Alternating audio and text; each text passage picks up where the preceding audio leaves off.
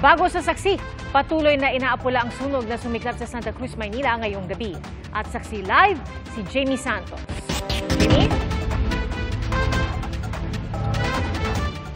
Pia, pahirapan ang pag-apula sa sunog nga na tumupok sa isang commercial establishment dito nga sa Soler Street dito sa Santa Cruz, Maynila. Nababalot kasi ang gusali ng makapal na usok. 7:33 ng gabi nang makatanggap ng tawag ang BFP na nasusunog ang isang commercial establishment sa may Soler Street, corner Florentino. Kwento ng ilang saksi, ang mga tenant sa katapat na condominium building ang unang nakapansin na may makapal na usok. Pagsilip nila, may apoy na raw silang nakita mula sa gusali. Mabilis namang rumesponde ang mga bombero at ilang minuto lang ang lumipas, itinaas na sa unang alarma ang sunog.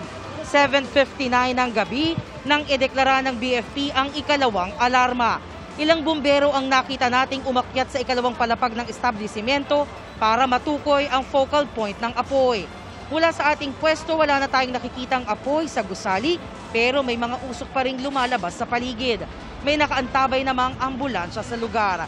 Pia, hanggang sa mga oras na ito, nakataas pa rin sa second alarm ang sunog dito.